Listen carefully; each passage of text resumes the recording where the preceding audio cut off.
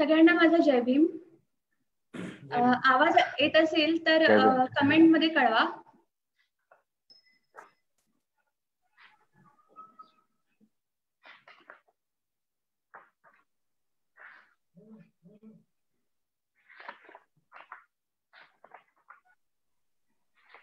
Okay, सगळ्यांना माझा जय भीम. हिरवे हिरवे गारगालीचे हरित तृणांच्या मखमालीचे त्या सुंदर मखमालीवरती फुलराणी ती खेळत होती. ही कविता आपण सगळ्यांनीच ऐकली असेल, शाळेमध्ये शिकलेली आहे. या कवितेमध्ये हिरवळ आहे, पाऊस आहे, वारा आहे, प्रेम आहे. पण आज आपण ज्यासाठी जमलोय या कवितांमध्ये, या कवितांचं सौंदर्य शास्त्र हे काहीतरी वेगळं असेल. आपल्या कविता असतील संघर्षाच्या, आपल्या कविता असतील वास्तवाच्या, आपल्या कविता असतील जीवनाच्या. आणि यासाठी आम्ही घेऊन आलो आहोत विमुक्त काफिला. परवाच राहत इंदोरी यांनी या जगाचा निरोप घेतला, तेव्हा त्यांना मी सगळ्यात आधी अभिवादन करते आणि या कार्यक्रमाची सुरुवात करते. आपल्यासोबत आज 4 वेगवेगळ्या जिल्ह्यांमधून 4 कवी आहेत. त्यात कवयित्री सारिका उबाळे या अमरावतीवरून आहेत. त्या पुण्यनगरी या दैनिकामध्ये भटक्या जमातींच्या प्रश्नांवरती सदर लिहितात. पूस आणि शिरसनाता हे त्यांचे कविता संग्रह आहेत. आपल्यासोबत बीडहून अरुण पवार आहेत. ते आश्रमशाळा वसंतनगर परळी वैजनाथ येथे शिक्षक आहेत. साताऱ्याहून सागर काकडे आपल्यासोबत आहेत. ते ग्राफिक्स डिझायनर आहेत. माणसाच्या सोयीचा देव हा त्यांचा कविता संग्रह, फरफट हा त्यांचा कवितांचा CD अल्बम, तसेच गोष्ट एका वाड्यातली ही त्यांची आगामी कादंबरी व वसनेकाठच्या कथा हा ग्रामीण कथा संग्रह आगामी त्यांचा. त्यानंतर आपल्यासोबत आहेत भारत दौंडकर. त्यांच्या प्रकाशित साहित्यात गोफणीतून निसटलेला दगड हा त्यांचा कविता संग्रह, नदीच्या मुली हा त्यांचा आगामी कविता संग्रह. त्यानंतर विविध वाङ्मयीन नियतकालिके व दिवाळी अंकातून त्यांच्या कथा, कविता, ललित समीक्षा लेखन प्रसिद्ध होत असतात. त्यांच्या गोफणीतून निसटलेला दगड या संग्रहास 11 राज्यस्तरीय पुरस्कार मिळालेले आहेत. त्यानंतर विशाखा पुरस्कार, महाराष्ट्र मुक्त विद्यापीठ नाशिक, नारायण सुर्वे पुरस्कार, यशवंतराव चव्हाण साहित्य पुरस्कार, बहिणाबाई चौधरी साहित्य पुरस्कार, तिफन पुरस्कार, गदिमा पुरस्कार, बळीवंश पुरस्कार, साहित्यरत्न पुरस्कार, विश्वकर्मा साहित्य पुरस्कार, सोनिंदर पुरस्कार, कवी राणा पवार पुरस्कार यासारखे व इतर प्रादेशिक 7 पुरस्कार त्यांना मिळालेले आहेत. मी भरत दौंडकर यांना आजच्या कार्यक्रमाचे सूत्रसंचालन करण्यासाठी त्यांना विनंती करते व आजच्या कार्यक्रमाची सुरुवात करते. थँक्यू. धन्यवाद आरती. नमस्कार सर्वांना, जय भीम. आजच्या कार्यक्रमाचं नाव आहे विमुक्त काफिला. आम्ही या लॉकडाऊनच्या काळामध्ये भरपूर कवी संमेलन केली ऑनलाईन, पण हे वेगळंच नाव, विमुक्त काफिला. या नावातच खूप काय. म्हणून मी पुन्हा एकदा या विमुक्त महिन्यामध्ये अनेक कार्यक्रमांसोबत हे कवी संमेलन आपण आयोजित केलं. म्हणून विमुक्तांचे स्वातंत्र्य आंदोलन आणि भटके विमुक्त युवा परिषद यांना मी त्यांचे आभार मानतो आणि आमच्या कार्यक्रमाला सुरुवात करतो.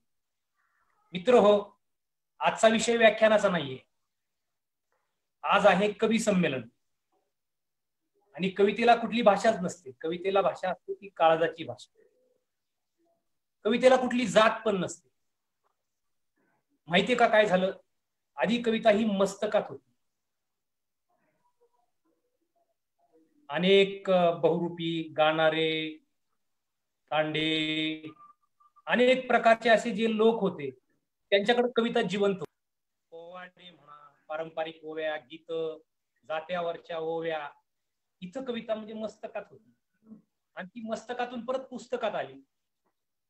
आणि पुस्तकात आल्यावर काय झालं, त्या कवितेच्या जाती पाडल्या गेल्या. म्हणजे त्या विद्यापीठीय अभ्यासासाठी त्यांनी ते प्रकार केले की दलित कविता, ग्रामीण कविता, दलित ग्रामीण कविता, शहरी कविता. खरं तर कवितेला कुठला प्रकार आणि कुठली जात नसते. परंतु आजचं जे कवी संमेलन आहे ते एका विशिष्ट हेतूने भरवलेलं कवी संमेलन आहे. तो विशिष्ट हेतू म्हणजे जे अन्नासाठी भटकंती करतात अश्मयुगाच्या काळापासून खानाबदोश, ते अन्नासाठी भटकंती करणाऱ्या लोकांचं जीवन बाहेर येणाऱ्या लोकांच्या जीवनावर प्रकाश टाकणाऱ्या कविता, अशाच कवितांचा आज आपण कवी संमेलन कवितांचं करणार आहोत. म्हणजे असं कोणी समजू नये उदाहरणार्थ की बाबा गदी माडगुळकर जेवढे लोकप्रिय होते त्यांनी वेगळ्या कविता लिहिल्या, तितकेच लोकप्रिय झाले वामनदादा कर्डक, त्यांनी तळागाळावर प्रकाश टाकणाऱ्या कविता लिहिल्या. म्हणून आज तळागाळावर प्रकाश टाकणाऱ्या कविता आपण या ठिकाणी सादर करणार आहोत. म्हणजे आज काय झालंय की मराठी कविता ही अनेक घटकांवर लिहिली जाते. ग्रामीण कविता आहे, परंतु जो शेवटचा घटक आहे तळागाळाचा घटक म्हणजे जो भटकंती करतो त्या घटकावर फार कमी प्रमाणात मराठी कवितेमध्ये लिहिलं जातं. वर्ल्ड पोएट्रीमध्ये त्याच्यावर भरपूर प्रमाणात लिहिलं गेलेलं आहे किंवा इंडियन पोएट्रीच्या वेगवेगळ्या भाषांमधून ते लिहिलं गेलेलं आहे. पण मराठी भाषेतून फार कमी जणांनी या विषयावर आपलं मत व्यक्त केलेलं आहे. आणि मित्र हो, आज आपल्याकडं जे 3 कवी आलेले आहेत ते तिन्ही माझे मित्रच आहेत. त्यामुळे खूपच चांगलं असं कवी संमेलन रंगणार आहे या विषयावरचं, यात मला शंका वाटत नाही. आरतीनं आता सगळ्यांचा परिचय करून दिला. मी प्रत्येकाचा करून देणार होतो की यांनी कोणता कविता संग्रह लिहिला, यांनी काय लिहिलं, त्यांनी काय लिहिलं, पण आरतीनं निम्म काम केलंय. म्हणजे निम्मा वेळ माझा आरतीनं वाचवलेला आहे. मग इथून पुढचा वेळ आपण जास्त सूत्रसंचलनात वाया न घालवता कवींच्या कविता आपण ऐकणार आहोत. सुरुवातीला मी माझ्या कवितेने सुरुवात करणार आहे. मिझोराम या ठिकाणी मला भारतीय साहित्य अकादमीने निमंत्रित केलं होतं. 27 भाषेतील कवी, त्यात मराठी भाषेतून मला निमंत्रित केलं होतं. आणि त्या ठिकाणी मी ही जी भटकंती करणारे लोक आहेत त्या भटकंती करणाऱ्या लोकांचीच कविता सादर केली होती. अर्थात ती इंग्रजी भाषेतून आणि हिंदी भाषेतून सादर केली. ती माझी कविता मी सुरुवातीला सादर करणार आहे, ज्या कवितेचं नाव आहे भटकी शाळा. अरुण आवाज येतो व्यवस्थित? येतोय. अरुण आवाज येतो? त्या कवितेचं नाव आहे येतोय. ओके. भटकी शाळा. त्यावेळेस शाळेमध्ये बाल दिनाच्या दिवशी नेहरूच्या फोटोंना हार लावला आणि त्यांच्या कोटावर गुलाबाचं फुल लावलं. त्या दिवशी मी मुलांना समजून सांगितलं की बालमजुरी किती गुन्हा आहे. आणि बाहेर आलो मी आणि बाहेर येऊन पाहिलं तर एका खडीच्या ढिगावर आईच्या माग 2 मुलं शर्ट नसलेली उघड्या अंगाने खडी फोडायचं काम करत होती. त्या दिवशी मी कविता लिहिली भटकी शाळा. म्हणजे गुरुजी आम्हाला लहानपणी शिकवायचे की उतरत्या छपराची घरे, धाब्याची घरे, पत्र्याची घरे. पण ह्या सगळ्या घरांचा उल्लेख भूगोलाच्या पुस्तकात होता, पण आमचं घर कसं खाणीच्या धडी खाली होतं. मला गुरुजींना विचारायचं होतं की गुरुजी आमच्या घराचा प्रकार या भूगोलाच्या पुस्तकात का लिहिलं नाही, हे मला विचारता आलं नाही. पण मी ही कविता बटन टाकलाय भटकी शाळा. गुरुजी तुम्ही शिकवलं, गुरुजी भटकी शाळा येतो. ओके. गुरुजी तुम्ही शिकवता ती शाळा आमची नाही. गुरुजी तुम्ही शिकवता ती शाळा आमची नाही. जी खाणीच्या घडी खाली भरते ती आमची शाळा. तिथे आमचे हात पेन्सिल नाही सुटकीचा दांडा पकडतात आणि एका ठोक्यात दगडाला चीर पाडून पहिला धडा गिरवतात. गुरुजी पहिला धडा गिरवतात. आमची एकच असते प्रार्थना, आमची एकच असते प्रार्थना, सुटण्याआधीच आमची शाळा कोसळू नये आमच्या अंगावर. सुटण्याआधीच आमची शाळा कोसळू नये आमच्या अंगावर. आणि रक्त सांडलं तरी गुरुजी आळ येऊ नये रंगावर. वा आम्ही वा काय भेटतो, वा. काय भेटतो तुम्ही हातावर देता त्या छडीला, आम्ही काय भेटतो तुम्ही हातावर देता त्या छडीला, रोज दणका बसून रक्त कळपते तीच शिक्षा वाटते गोड, आणि चुकी नाही गुरुजी हातावरती किती येतात फोड, गुरुजी हातावरती किती येतात वा फोड. वा तुम्ही वा शिकवलं साह्याने 2 बिंदूतलं अंतर कसं काढायचं, तुम्ही शिकवलं की कर्कटकच्या साह्याने 2 बिंदूतलं अंतर कसं काढायचं, पण आम्ही केव्हा शिकणार पाल आणि बंगला यातलं अंतर कसं तोडायचं गुरुजी. वा पाल वा आणि भरत बंगला यातलं वा अंतर कसं. वा वा वा वा दादा वा क्या बात. भटकी शाळा आणि भटकीच पोरं, भटकी शाळा आणि भटकीच पोरं, दगडांचे प्रश्न आणि हतुड्यांची उत्तरं, पण एक मात्र खरं, एकदा का टाकलं या हजेरीत नाव परत कवाच खोडता येत नाही, एकदा का टाकलं या हजेरीत नाव परत कवाच खोडता येत नाही. अरे खाणीची शाळाच अशी असते, पाणी लागल्याशिवाय सोडता येत नाही, पाणी लागल्याशिवाय सोडता येत नाही. वा वा वा वा वा वा वा वा दादा वा वा. खूप छान भरत. कवाच वाटली नाही लाज, अरे पुढून मागून ठिगळं होती पण कवाच वाटली नाही लाज.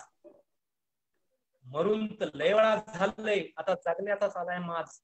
जाऊ द्या ना गुरुजी जन्म भरवती, जाऊ द्या ना गुरुजी जन्म भरवती उघडी, सांगा ना ती शाळा कशा कशानं झाकायची. जन्म भरवती उघडी, सांगा ना ती शाळा कशा कशानं झाकायची. आता सगळं दिलंय फेकून, पण दाखल्यावरची जात कुठं फेकायची गुरुजी, दाखल्यावरची जात कुठं फेकायची गुरुजी, दाखल्यावरची जात. या कवितेने सुरुवात झाल्यानंतर मी माझ्या कवी मित्रांची क्षमा मागतो की सूत्रसंचालकच सुरुवातीला त्याची कविता म्हटलेला आहे. अगोदर मी स्त्रियांना कविता म्हणायला सांगायला पाहिजे, पण मी ती चूक केलेली आहे. सागर हसताय आता माझ्यावर. अरुण पवार जो माझा मित्रच आहे, आणि महाराष्ट्रभर अनेक कार्यक्रम केलेले आहेत. मला वाटतं शेकडो हजारो कार्यक्रम आमचे महाराष्ट्रभर झालेले आहेत. तर हा जो परळीचा मुलगा आहे, शिक्षक आहे, माझा मित्र आहे, म्हणजे मराठी व्यासपीठाला पडलेले सोनेरी स्वप्न म्हणजे अरुण पवारचा आवाज. त्याचा संग्रह अजून आलेला नाही.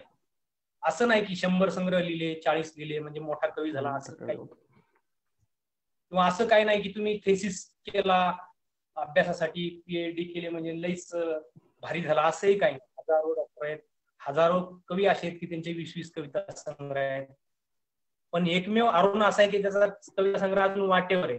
तो बंजारा बोली भाषेवर PhD सुद्धा करतोय. मी त्याला विनंती करील की त्यांनी कवितेवर मांडावी 2 मिनिटाची आणि कविता सादर करावी. तर अरुण पवार या कवीला पाचारण करीत आहे. अरुण पवार. धन्यवाद. आवाज येतोय भरत माझा? येतोय. ओके. खूप सुंदर हे कवी संमेलनाला सुरुवात भरतनी करून दिलेली आहे. प्रथमतः मी विनायक सरांचं खऱ्या अर्थानं धन्यवाद मानणार आहे की इतकं सुंदर आयोजन आपण केलेलं आहे. कारण भटकंती करणाऱ्या या सगळ्या पालावरच्या, तांड्यावरच्या, वाडीच्या, वस्तीवरच्या सगळ्या लिहित्या हातांना या आज विमुक्त दिनाच्या निमित्तानं हे जे कवी संमेलन भरवलं जाते, आणि त्या अर्थानं हे जे 4 कवी आज या आपल्या पेजवरती आलेले आहेत, भरतनी भूमिका मांडलेली आहे. परंतु मी आता गावी असल्यामुळे लाईट पण नाही, तसा माझा चेहरा तुम्हाला दिसणं अत्यंत गरजेचं आहे, पण तो दिसत नाहीये. कारण हजारो वर्ष भटकंती करणाऱ्यांचे चेहरे, भटकंती करणाऱ्यांचे चेहरे कधी दिसले नाहीत. ते भटकंती करणाऱ्यांची लेकरं या शिक्षणाच्या माध्यमातून आता ह्या अंधारात असणारं सगळं साहित्य हे तुमच्या आमच्या समोर शब्दाच्या माध्यमातून मांडण्याचा प्रयत्न करतायत. खऱ्या अर्थानं ते कळणं गरजेचं आहे. कवितेवरची जे काही संकल्पना आहे ती भरतने मांडलेली आहे. मी आता कवितेवर भाष्य करणार नाही. मला जे काही बोलायचंय ते कमी वेळेत मी शब्दाच्या माध्यमातून तुमच्या समोर मांडण्याचा प्रयत्न करतोय. पहिल्या प्रथम मी एक छोटीशी रचना तुमच्या पुढे ठेवण्याचा प्रयत्न करतो. कवितेचं शीर्षक आहे माळरानावरची काटेरी कविता. कवितेचं शीर्षक आहे माळरानावरची काटेरी कविता. आम्ही ओसाळ माळरानावरच्या खुरट्या झाडांची बोचट झालेली काटेरी झाड. आम्ही ओसाड माळरानावरच्या खुरट्या झाडांची बोचट झालेली काटेरी झाड वर्षानुवर्ष आपल्या मुळ्या दगडांच्या काळजात घुसवीत.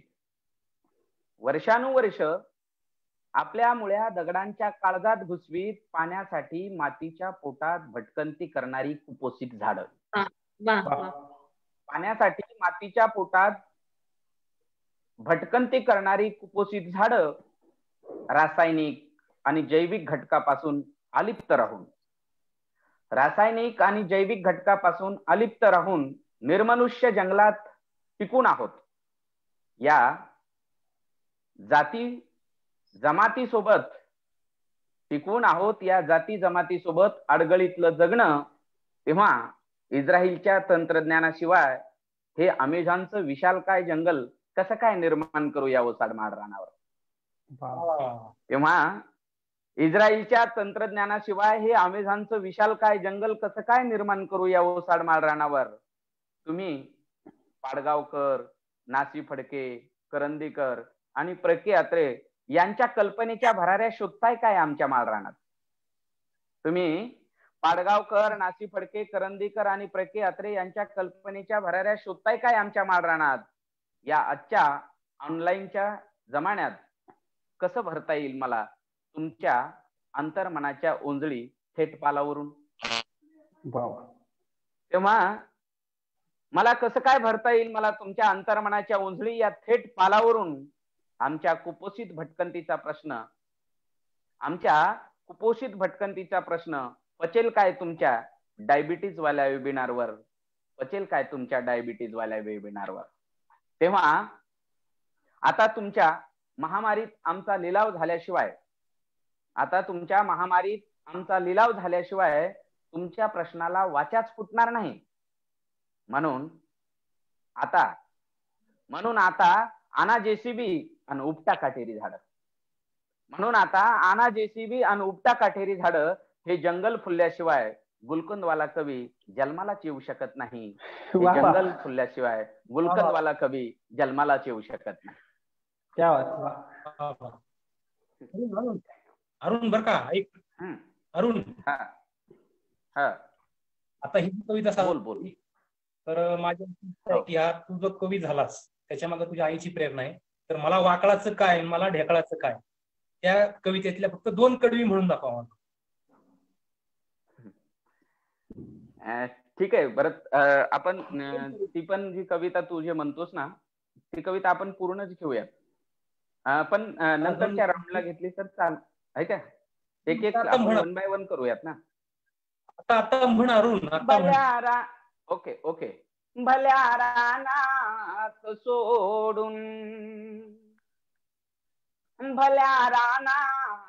सोडून जाई माझी माय. तव्हा ढेकळाच काय मला वाकळाच काय.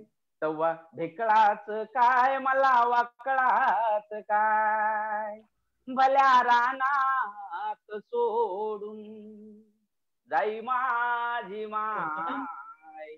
तव्हा ढेकळाच काय मला वाकळाच काय.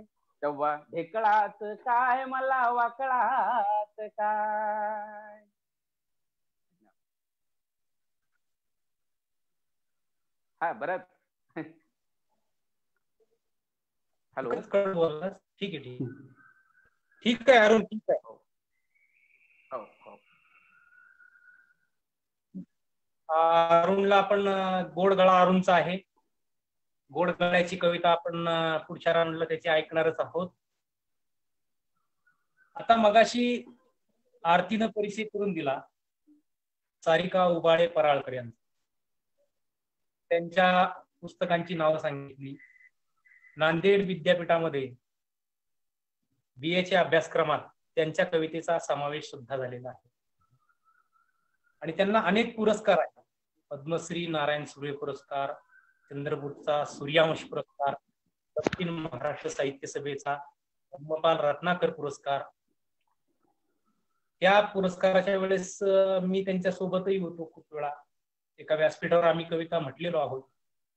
तर महाराष्ट्रातील पहिल्या 10 स्त्री कवयित्री ज्या आहेत त्यांच्यामध्ये सारिका उबाळे यांचं नाव घेतलं जातं आणि त्या ह्या आपल्या विमुक्त काफिल्यामध्ये आलेले आहेत. त्यांचं मी पुन्हा स्वागत करतो आणि त्यांना विनंती करतो की त्यांनी त्यांची कविता मांडावी आणि कवितेपूर्वी 1-2 मिनिटाची भूमिकाही सांगावी. तर सारिका उबाळे. धन्यवाद भरत सर. आवाज येतोय ना? हो हो. नमस्कार. विमुक्तांचे स्वातंत्र्य आंदोलन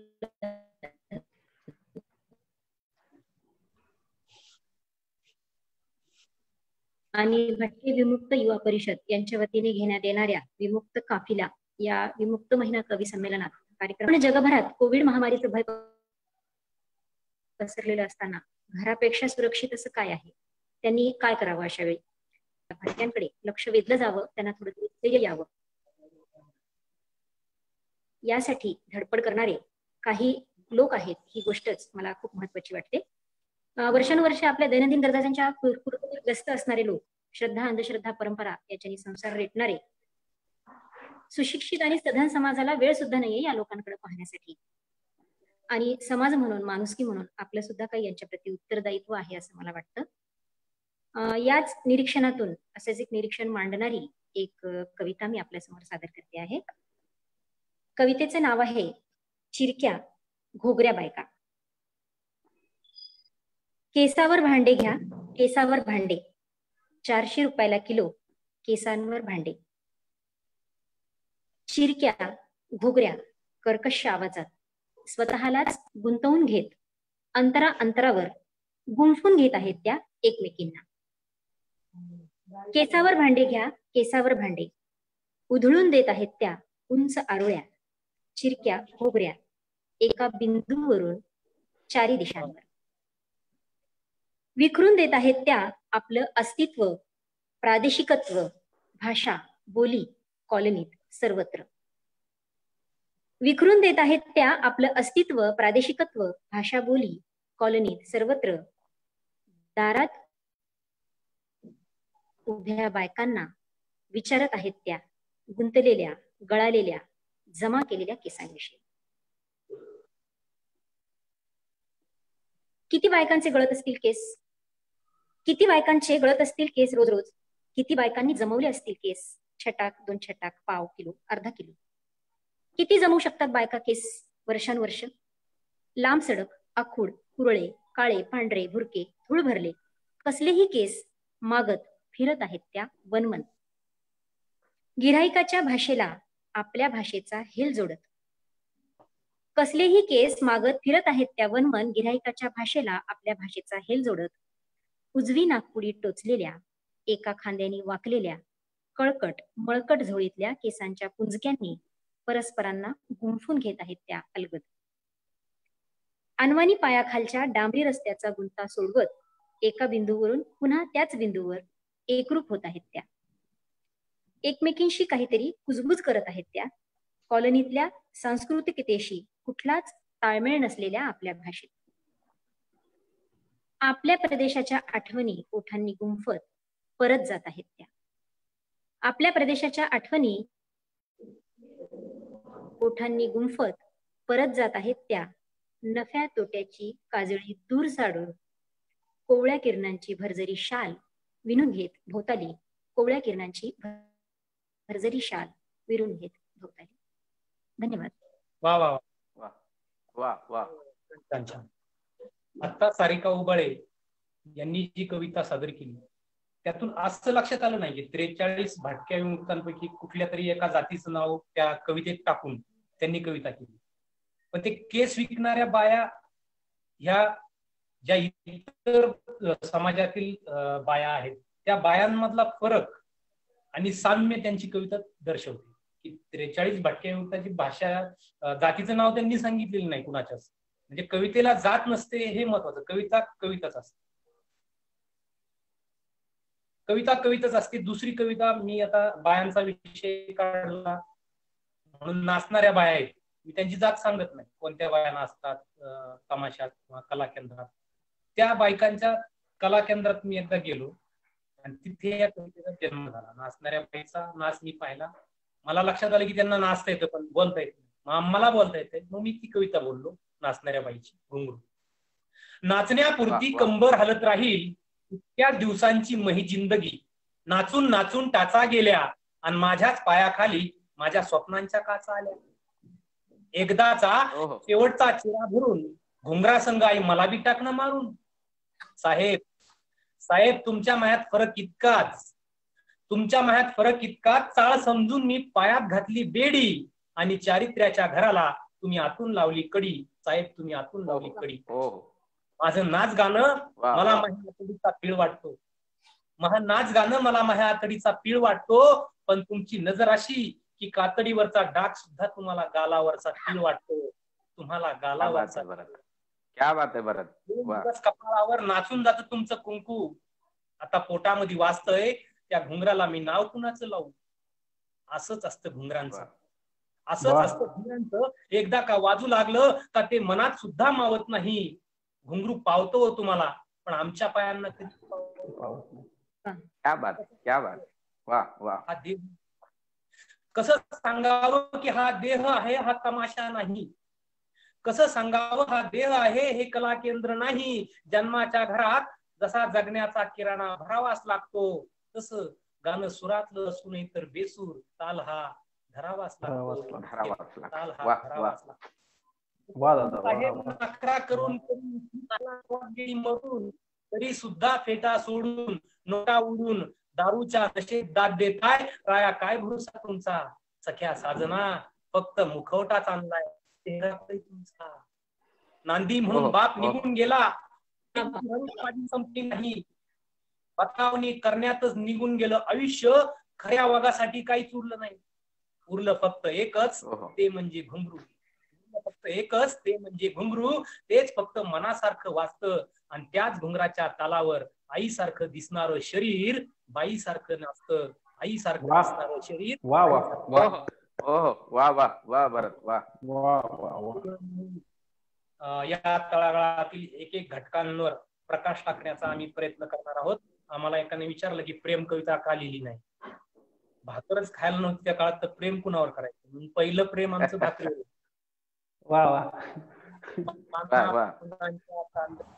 कविता आम्ही लिहिल्या. माणसांच्या प्रश्नांच्या भुकेच्या भाकरीच्या कविता आमच्याकडून लिहून झाल्या. याच पठडीतला साताऱ्याचा अजून एक युवा कवी सागर काकडे. तर सागर काकडेच्या पुस्तकाचं नाव मगाशी सांगितलं, पण आणखी एक वैशिष्ट्य म्हणजे तो सुद्धा महाराष्ट्रभर फिरून सगळी त्याची कविता पोहोचवत आहे, दुसऱ्यांच्या कविता पोहोचवत आहे. तो सुद्धा फेसबुक लाईव्ह वरून अनेक कवींना एकत्र आणतो, एकत्र बांधतो, संघटित करतो. मुक्तरंग प्रतिष्ठानचा अध्यक्ष आहे. खूप खूप खूप खूप त्याच्याबद्दल सांगण्यासारखं आहे. पण ते सांगत राहिल्यावर आपल्या फेसबुक लाईव्ह वर आपल्याला 1.25 तास वेळ असतो. एखाद्याची बायोडाटा वाचून दाखवायलाच आम्ही 10 मिनिटं दाखवत नाही. त्यापेक्षा जी कविता महत्वाची आहे. तर सागर तुला निमंत्रण देतो. आता इथं काय टाळ्या वाजवायला आपल्याला ऐकू येत नाही. समोर कोण बसतो, आवाज होतोय. आता आपण असं समजून घ्यायचं की आपणच आपल्या सागर काकडे. आवाज येतोय का दादा? येतोय येतोय सागर येतोय. हा कविताच घेतो आता. भूमिका आणि या गोष्टींमध्ये जास्त पडत नाही कारण बऱ्याच लोकांनी त्याबद्दल म्हटलंय. तुझ्या भूमिकेत कविता देणं घेणं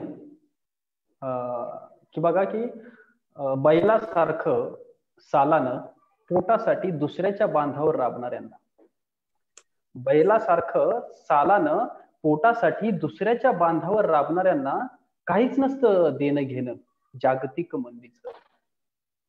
अरे काहीच नसतं देणं घेणं जागतिक मंदीचं आणि तुम्ही एका रात्रीत केलेल्या नोटबंदीचं. आणि तुम्ही एका रात्रीत केलेल्या नोटबंदीचं इंद्रायणीत डुबक्या मारून, अरुण दादा, की इंद्रायणीत डुबक्या मारून हाती लागणारी चिल्लर तोंडात गच्च भरून काढणाऱ्यांना काय करायचंय? अरे इंद्रायणीत डुबक्या मारून हाती लागणारी चिल्लर तोंडात गच्च भरून काढणाऱ्यांना काय करायचंय? कुणाची राख झाली, कुणाची हाडं हाताला टोचली. कुणाची राख झाली, कुणाची हाडं हाताला टोचली. अरे रुपया हाताला लागला की स्वप्न रंगू लागते. अरे रुपया हाताला लागला की स्वप्न रंगू लागते. आणि दिवसाचे सार्थक झाले की भाकरी अभंग गावू लागते. दिवसाचे सार्थक झाले की भाकरी अभंग. साहेब झेडपीच्या बाहेर आजही अशाच एका व्यवस्थेने, साहेब झेडपीच्या बाहेर आजही अशाच एका व्यवस्थेने कागदोपत्री गुन्हेगार घोषित केलेले भटके विमुक्त घरदार घेऊन माणसात येण्यासाठी रोज साकडं घालतात. अहो, भटके विमुक्त घरदार घेऊन माणसात येण्यासाठी रोज साकडं घालतात. त्यांना माणसात घ्या ज्यांना जागतिक हजेरी पटावरूनच नामशेष करण्यात आले, ज्यांना जागतिक हजेरी पटावरूनच नामशेष करण्यात आले. पाटीवरली पेन्सिल खाऊन भूक भागवणारी लेकरं, बघा की पाटीवरली पेन्सिल खाऊन भूक भागवणारी लेकरं आई बापाच्या कुशीत त्यांच्या आत्महत्येच्या विचाराने झोपू नयेत. आता त्यांच्याही ताटात सुखाची भाकर येऊ द्या मालक. कॅशलेस जगायला लावताना थोडा तरी आधार लिंक करता आला तर बघा ना, फार उपकार होते. अहो, कॅशलेस जगायला लावताना थोडा तरी आधार लिंक करता आला तर बघा ना, फार उपकार होतील. अरे हा राग नाही, अरे हा राग नाही, हा संताप नाही, हा विद्रोह नाही. अरे ही कविता आहे.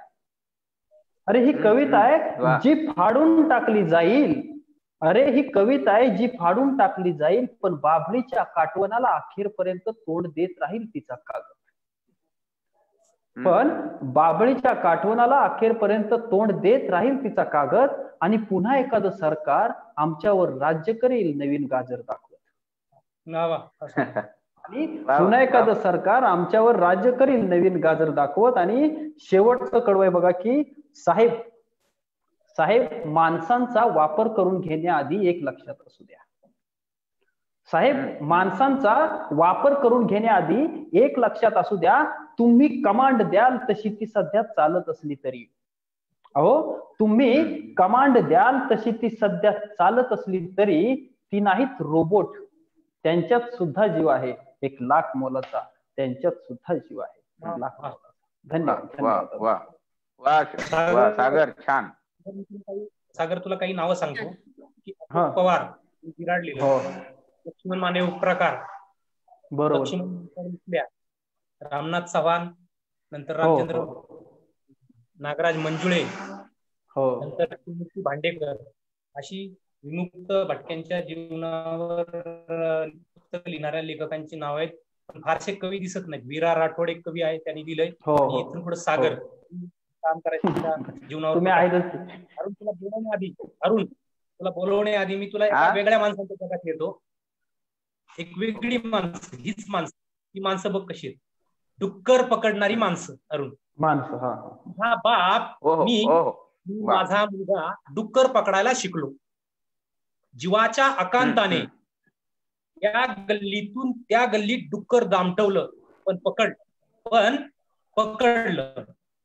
माझा बाप, मी आणि माझा मुलगा आकर पकडायला शिकलो. डुकराचा गळा दाबता येत नाही हे माहीत असूनही फास बनवायला शिकलो. त्याला काय चूक झाली कळालं नाही. फास कुणाचे आणि फासे कुणी टाकले हे माझ्या बापाला, मला आणि माझ्या मुलालाही कळालं नाही. माझा बाप रस्त्याच्या कडेची चावी सांगायचा. माझी आई रस्त्याच्या काळजावर मुरुम पांघरायची. म्हणून मी चालायला शिकलो. अरुण, म्हणून मी चालायला शिकलो. मी रस्त्यावरून अनवाणी चालायला शिकलो. रस्ता इतका गुळगुळीत व्हायला नको होता. अरुण, रस्ता इतका गुळगुळीत नको व्हायला होता. नाही पण सटाकला. माझा मुलगा रस्ता भटकला नाही पण सटकला. इंजिनियर होऊन चारी खांदायचे कॉन्ट्रॅक्ट कोठे मिळते याची चौकशी करत फिरत असतो. आणि पीडब्ल्यूडी त्याला डुक्कर समजून पकडत असतात. या गल्लीतून त्या गल्लीत तो चित्कारत पळत असतो. टक्केवारीचा फास नव्या पिढीच्या गळ्याला सोसवत नाही. हे कसे सांगायचे या डुक्कर पकडणाऱ्या माणसांना?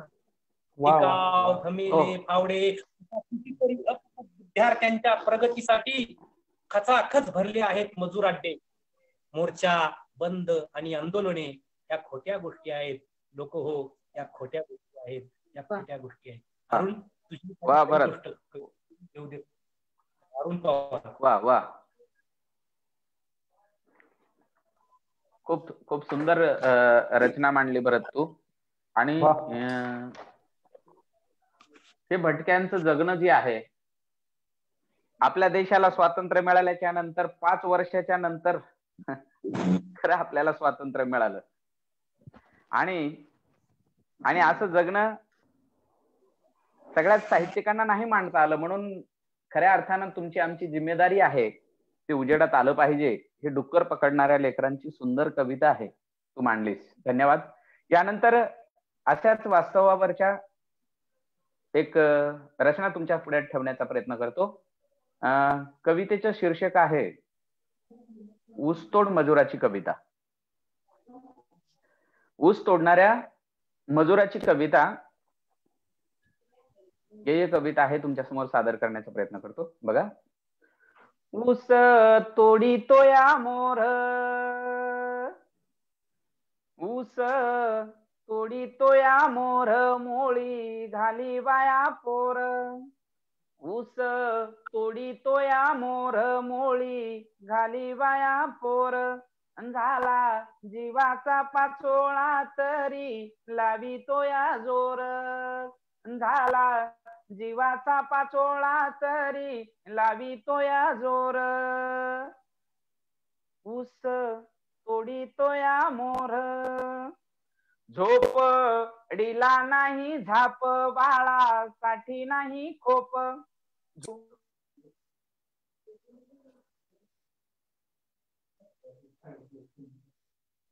आवाज म्यूट झाला अरुण दादा.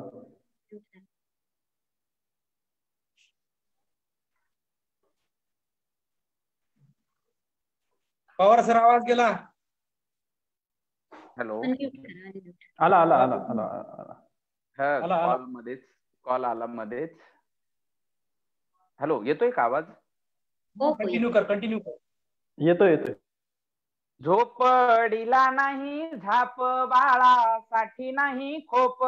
झोपू घाल भुईवरी त्याचा रखवाली साप. उठ उठ ग हारणे, उठ उठ ग हारणे, गाडी आली बांधावर.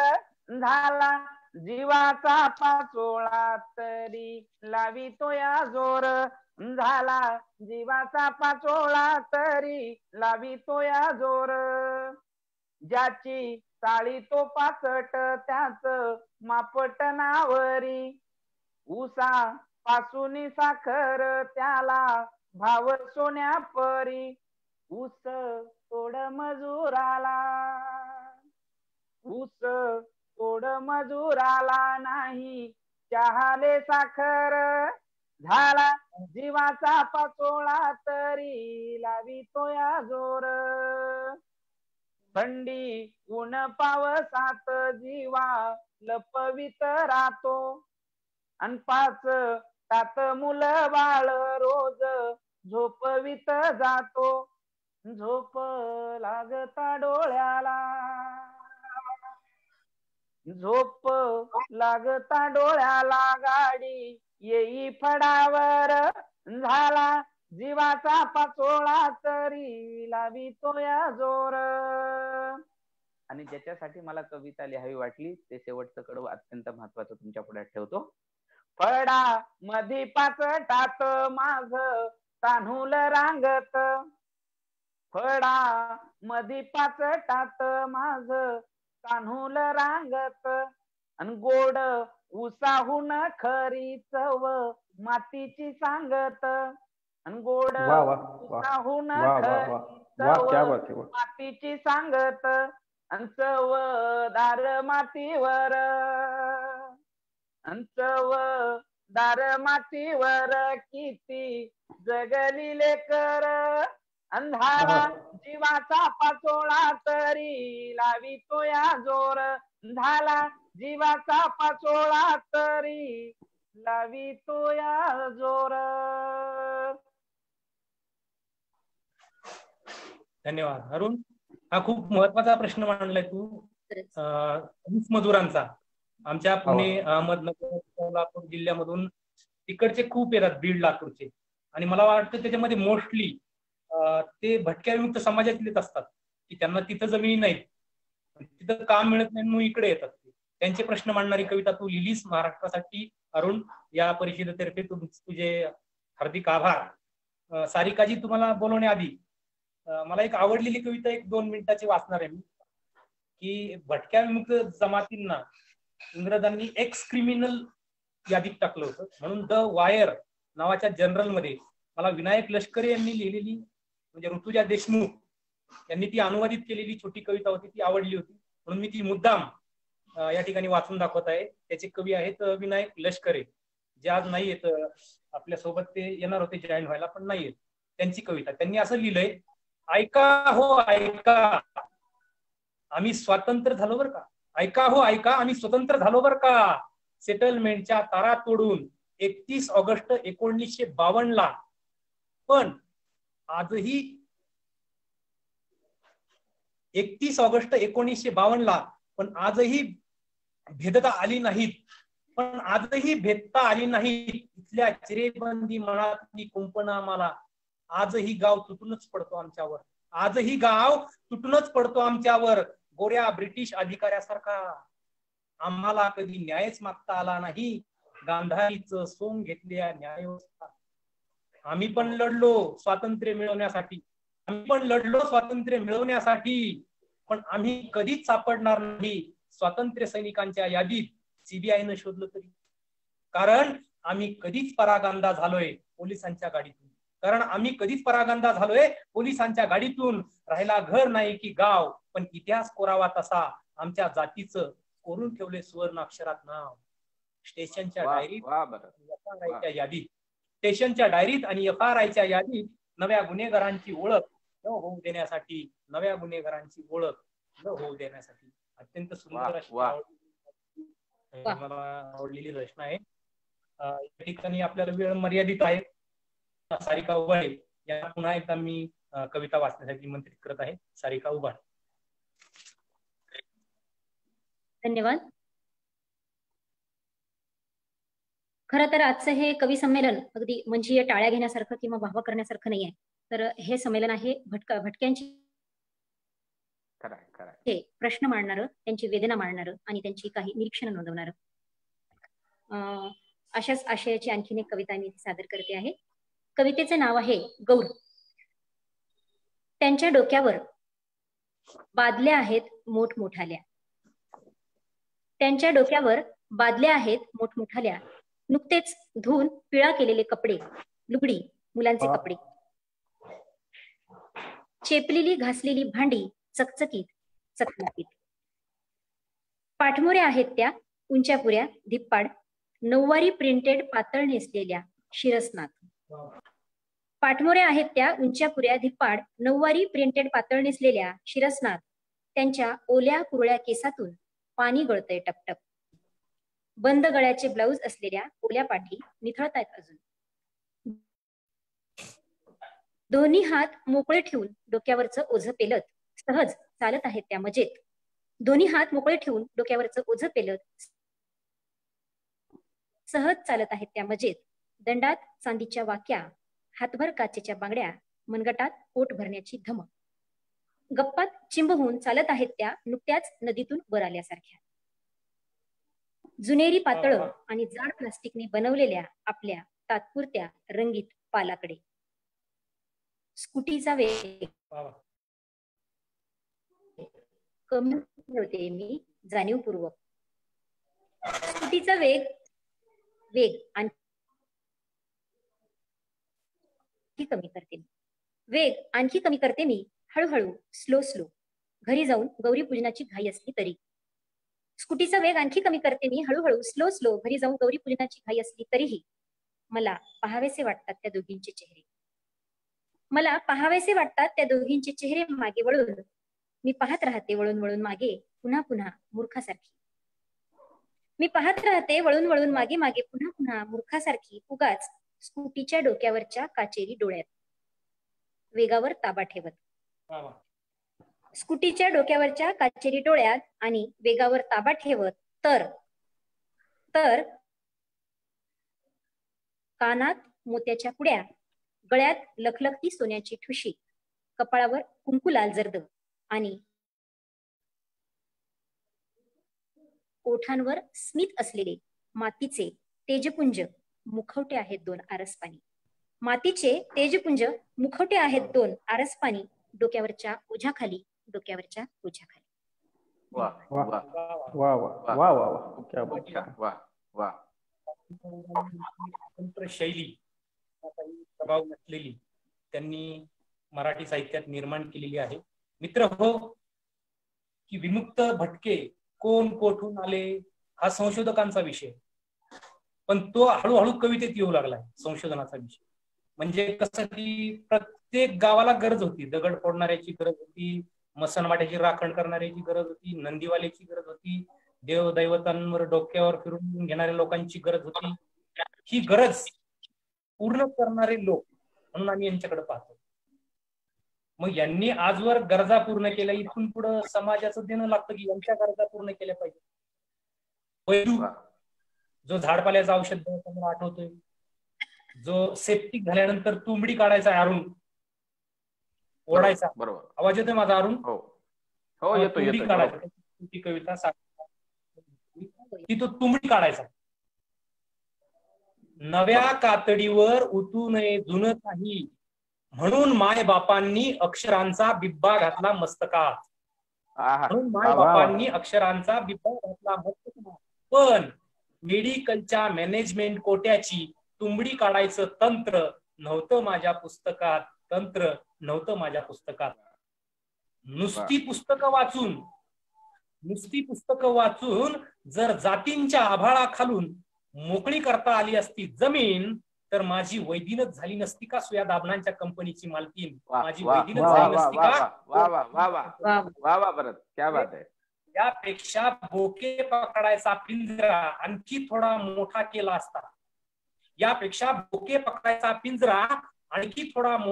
असता. तर सगळे सापडले असते. पण भाकरीच्या श्लोकांचे रूपांतर नोकरीच्या सापळ्यात झाल्यामुळे सगळी तडफडच अडकून मिली आरक्षणांच्या आकड्यात. ही अक्षरांची अफू टाळूला चिकटत राहिली. 10वी-12वी नशेनं ठासून भरलेली चिलीम अशी सुलगत राहिली, तर सांगता येत नाही या भटकलेल्या अंतराळवीरांची नेमकी कितवी पिढी मंगळावर जाईल. इंजिनिअरिंगच्या ढाळ उलट्यांची शेवटची अघोरी मात्रा ही आमच्यावरच उलटली. इंजिनिअरिंगच्या ढाळ उलट्यांची शेवटची मात्रा सुद्धा आमच्यावरच उलटली. दाखल्यावरची यत्ता बदलली, पण विद्यापीठांची जात पंचायत होती तशीच राहिली. विद्यापीठांची जात पंचायत राहिली. कातड तुंबडी आणि सुंबडीत सागर सुंबडीत सागर करून चालणार नाही. सागर सुंबडी करून चालणार नाही.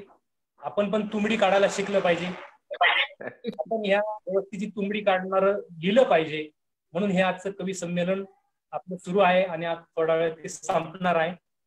कारण व्यासपीठावर असल्यावर कळतं माणसं कंटाळलेली आहेत, कोणी इकडे तिकडे हलतंय. पण फेसबुक लाईव्ह माणसं कंटाळलेत काय, सोडून गेलेत का, 3च आहेत का 5 आहेत का 5 आहेत आपल्याला कळत. आणि तिकडूनही सोय नाही की बंद करा 5 करा. म्हणून हे हसणारं कवी संमेलन एकटाच चालू आहे. इतर कवी संमेलनात हाशा टाळ्या विनोद होत असतात. आज कुठलाच विनोद नाही. सागरला विनंती करतो की त्याने त्याची एक छोटी रचना सादर करावी, मग आपण विचार करू केव्हा संपवायचं. मी एक एखाद्या छोटी रचना आहे, स्थलांतरित कुटुंबाची रचना आत्ताच्या पिढीतल्या, आणि त्या स्त्रीची वेदना या कवितेतून मांडण्याचा प्रयत्न केला. अप्रूप नावाची कविता आहे. सामूहिक नळावर शेजारच्या बायका, सामूहिक नळावर शेजारच्या बायका करत होत्या चर्चा एकमेकींच्या गळ्यातल्या मंगळसूत्राच्या सोन्याच्या मण्यांची. सामूहिक नळावर शेजारच्या बायका करत होत्या चर्चा एकमेकींच्या गळ्यातल्या मंगळसूत्राच्या सोन्याच्या मण्यांची आणि त्याच्या वज्राचीही, आणि त्यावरून होत होती पारख एकमेकींच्या संसाराची, आणि त्यावरून होत होती पारख एकमेकींच्या संसाराची. काळ्या मण्यात गुंफलेल्या मंगळसूत्राचा दर्जा जणू कमी जास्त होत होता त्यांच्या नजरेत. काळ्या मण्यात गुंफलेल्या मंगळसूत्राचा दर्जा जणू कमी जास्त होत होता त्यांच्या नजरेत, आणि बायकोही सहभागी होती अगदी दिमाखात त्या झळकत्या सोन्याच्या चर्चेत. कालच विदर्भातून समोरच्या खोलीत भाड्याने राहायला आलेली एक महिला, कालच मराठवाड्यातून समोरच्या खोलीत भाड्याने राहायला आलेली एक महिला उद्ध्वस्त झालेल्या संसारातला हांडा आणून लावते नंबरला. उद्ध्वस्त झालेल्या संसारातला हांडा आणून लावते नंबरला. बायकांच्या स्टँडर्ड मंगळसूत्राच्या चर्चेचं तिला वाईट वाटलं. डोळ्यावरील नुकत्याच कोरड्या झालेल्या पापण्यात पाणी परत दाटून आलं. बायकांच्या स्टँडर्ड मंगळसूत्राच्या चर्चेचं तिला वाईट वाटलं. डोळ्यावरील नुकत्याच कोरड्या झालेल्या पापण्यात पाणी परत दाटून आलं, आणि तिला वाटत होतं अप्रूप याचंच की यांचं मंगळसूत्र अजून शाबूत आहे. आणि तिला वाटत होतं अप्रूप याचंच की यांचं मंगळसूत्र अजून शाबूत आहे, कारण तिच्या गळ्यात ते नव्हतं, होता फक्त नवऱ्याने फास लावून घेतलेल्या काळ्या कासऱ्याचा धागा, संसारात शेवटचा उरलेला, संसारात शेवटचा. धन्यवाद दादा. एक विनायक लष्कर सरांची एक कविता या ठिकाणी त्या अनुषंगाने सादर करू का, वेळ असेल तर? हा, कवितेचं नाव आहे हत्या. दगड फोडताना मी अनेकदा फुटत गेलो. बघा की, दगड फोडताना मी अनेकदा फुटत गेलो, दोरीवर चालताना मी अनेकदा वाट हरवत गेले, डोंगरावर घन मारताना मी अनेकदा चेमटत गेलो, भविष्य सांगताना मी अनेकदा वर्तमान विसरत गेलो, झाप विणताना मी अनेकदा आयुष्याची विण उसवत गेलो, भिक्षा मागताना मी अनेकदा भूक विसरत गेलो, सोंग घेताना मी अनेकदा स्वतःला विसरत गेलो, विमुक्त भटकताना मी अनेकदा कुंपणात जेरबंद झालो, विमुक्त भटकताना मी अनेकदा कुंपणातच जेरबंद झालो, पण मी कधीच नाही केली आत्महत्या. पण मी कधीच केली नाही आत्महत्या, कारण तुम्ही सराईत हुशार रोजच करत होतात माझी हत्या, रोजच करत होतात माझी हत्या. ही विनायक लष्कर सरांची कविता होती या ठिकाणी. वा वा. कुठल्या केली नाही, ते हातावरच्या विश्वासावर जगणारे लोक आहेत. ज्यांच्या हातावर विश्वास आहे ते आत्महत्या करत नाही. हत्या झाली तरी बेहतर, म्हणजे आपण त्याविषयी बोलू नये हत्येविषयी, कारण आता लगेच अटक होते. काही बोलणार सागर जास्त जोरात बोलायचं नाही, अटक होऊ शकते. आता आपण एक एक रचना आपली 2-2 मिनिटाची आणि संपून टाकू. हसू आलं का? अटक होती आता नाही म्हणणार.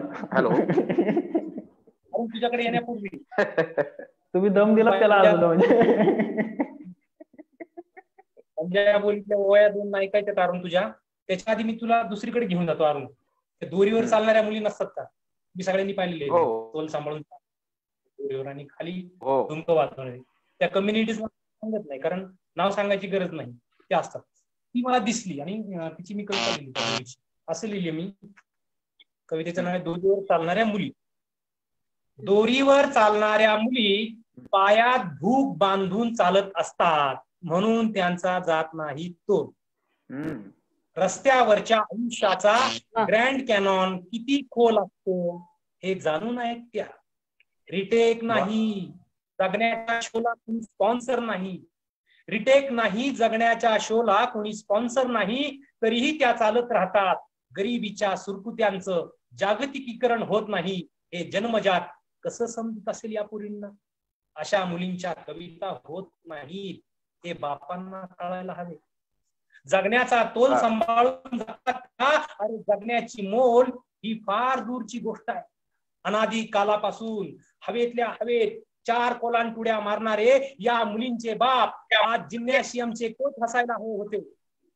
हवेतल्या हवेत 4 कोलांटुड्या मारणारे या मुलींचे बाप आज जिम्नॅशियमचे कोच असायला हवे होते. ज्या अरुंद कडीतून आयुष्याचं मुडकुळं करून सहज बाहेर पडायची आई आज ऑलिम्पिक मधली रिंग मास्टर असायला हवी होती. अशा असंख्य प्रश्नांचे ढोलक बडवत नसतील का या मुलींच्या मनाला? तशा तर प्रत्येक बापाच्या मुली रोज दोरीवर चालतात. दोरीची लांबी रुंदी बदलते इतकेच. यानंतर सारिका उबाळे यांची कविता या मैफिलीचा शेवट करणार आहोत. परत नंतर अरुणच्या विमुक्तांच्याच विषयावर करू की दुसरी कुठली घेऊ एखादी? तुम्हाला आवडती ती कविता म्हणा. मी शिरसनाथा या संग्रहातली शपथ घेतली तर चालेल का? वाचा. हा, कवितेचे नाव आहे शपथ. मी खाली सही करणार, लिहून देते की मी कुठल्याही यल्लमा पोचम्मा कालिका पीर फकीर साधू महंत महाराज बाबा देवदेवता कुणाची उपासना करण्यास बांधील राहणार नाही. त्याच्या बऱ्या वाईट परिणामास मी स्वतः जबाबदार राहीन. मी लिहून देते की मी कुठलेही व्रतवैकल्य उपास तापास करण्यासाठीही बांधील राहणार नाही. मी कुठलीही संस्कृती रीतभात जातपात मानणार नाही. त्यापासून होणाऱ्या आशीर्वाद दुआ शाप इत्यादी तत्सम मी खाली सही करणार असेही लिहून देते की फक्त स्त्री म्हणून वाट्याला येणाऱ्या भोगांची जबाबदारी मी एकटी स्वीकारणार नाही. मी असेही लिहून देते की फक्त स्त्री म्हणून वाट्याला येणाऱ्या भोगांची जबाबदारी मी एकटी स्वीकारणार नाही. मी कधीच माझे मन, इच्छा, वासना, तहान, भूक, स्वप्न मारणार नाही. मी कधीच माझे मन, इच्छा, वासना, तहान, भूक, स्वप्न मारणार नाही आणि माझ्या येणाऱ्या पिढीस कुठल्याही प्रकारचे आस्तिक नास्तिक स्वस्तिकत्व स्वीकारण्यास बाध्य करणार नाही. धन्यवाद. छान. खूप छान झालं सारिकाजी. विद्रोही कविता आहे. हा संयत विद्रोह फार महत्वाचा आहे. अरुण कबीर काय म्हणतो माहिती का? माटी का एक नाग बना के पूजे लोग लुगाया. माटी का एक नाग बना के पूजे लोग लुगाया. जिंदा नाग जब घर में निकले लाठी से धमकाया. जिंदा बाप को कोई न पूजे. अरे जिंदा बाप को कोई न पूजे मरे बाद पुजवाया. मुट्ठी भर चावल लेके कव्वे को बाप बनाया. मुट्ठी भर चावल लेके कव्वे को बाप. कावळ्याला बाप बनवणारी आपली संस्कृती आहे आणि घरामध्ये तर जिवंत बाप आहे अशी सारखाच एक की सारिकाजींना म्हणायचं होतं की स्त्रियांचे प्रश्न आणि त्यांचा विद्रोह फार महत्वाचा आहे. म्हणून हे विद्रोहाकडे गेलेलं कवी संमेलन आपण आता हळूहळू संपवत आहोत. मित्र हो, अरुण पवार यांची बंजारा बोलीवर PhD चालू आहे. त्यांना विनंती आहे की आपण एखादी ओवी, एखादं लोकगीत म्हणावं आणि या कार्यक्रमाच्या शेवटची कविता अरुणची होईल. अरुणला विनंती.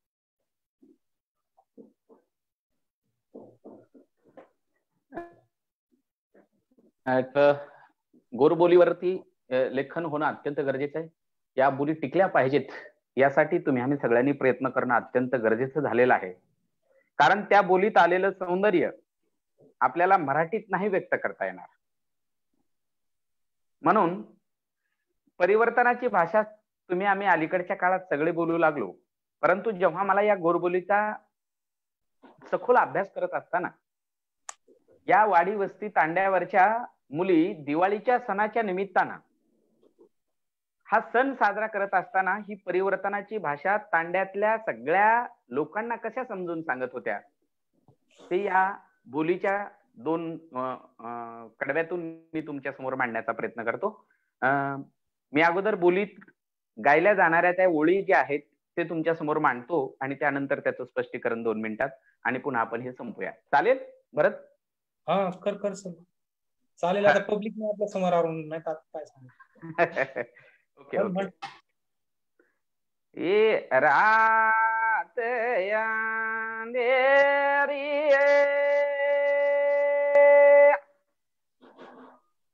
ये रा वळी नादा आये ना दे भावी जय नादा अन जारी गोळ पाणी पिये नादा वा वा वा. तारो वाटे माळो दे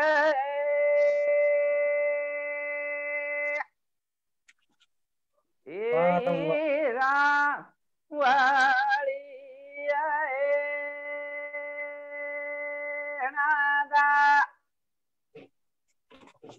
या दिवाळीच्या सणाच्या निमित्तानं भरतजी मुली जेव्हा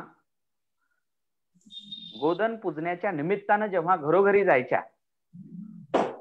तेव्हा हे गाणं म्हणत म्हणत जायच्या आणि त्यावेळेस दिवाळीच्या सणाच्या निमित्तानं जी अमावस्या असते आणि त्या काळ्या कुट्ट अंधाऱ्या रात्रीमध्ये या मुली प्रत्येकाच्या हातात दिवा घेत आणि ह्या सगळ्या मुली झुंडीनं जेव्हा नायकाच्या घरासमोर जायच्या आणि त्यावेळेस जात असताना हे गाणं म्हणतात. आणि गाणं म्हणण्याच्या पाठीमागची भूमिका अशी आहे की रात अंधेरीये दिवलो बाळदीजो पाणीरो तोटोये झारी झकोळली जो. म्हणजे ही रात्र अंधाऱ्याची आहे आणि या अंधाऱ्याच्या रात्रीमध्ये ही परिवर्तनाचा दिवा आम्ही तुमच्या दारासमोर घेऊन आलेला आहोत. आणि ही परिवर्तनाचं गाणं हजारो लाखो वर्षापासून मुली तांड्यातल्या या सगळ्या लोकांच्या घरोघरी जाऊन तो आशीर्वाद मागण्यासाठी घेऊन जायच्या. तेव्हा हे म्हणणारं हे गाणं तुमच्या समोर ठेवण्याचा प्रयत्न केला. खऱ्या अर्थानं मला वाटतं इथं आपण थांबलं पाहिजे भरतजी. हॅलो. तर सर्वांनी म्हटलेले आहेत. बोल अरुण काय म्हणतोस? हो हा शेवट कवितेनं करायचा की बस तू सांग. कोणती म्हणतोस? शेवट कर. Okay okay. मी फक्त शेवट 2 मिनिटाची कविता आहे आणि आपण शेवट करूया. ओके चालेल. भाकर तरी सस्ती दे नावाची कविता तुमच्या समोर 2 मिनिटात ठेवतो. मागतो तरी काय रे तुले गरीबाईले वस्ती दे. अरे मागतो तरी काय रे तुले गरीबाईले वस्ती दे. अरे या महागाईच्या दुनियेत आता भाकर तरी सस्ती दे. अरे या महागाईच्या दुनियेत आता भाकर दे. अरे भाकरीसाठी तडपून मेले त्याचं कुणी वाली नाही. अरे भाकरीसाठी तडपून मेले त्याचं कुणी वाली नाही. अरे आत्महत्या करणाऱ्याची लिस्ट सुद्धा खाली नाही. पुस्तकात लिहिलं होतं मरण स्वस्त होत आहे आणि मरणाऱ्याला अथाईत लाख रुपये मस्त आहेत. पुस्तकात लिहिलं होतं मरण स्वस्त होत आहे आणि मरणाऱ्याला अथाईत लाख रुपये मस्त आहेत.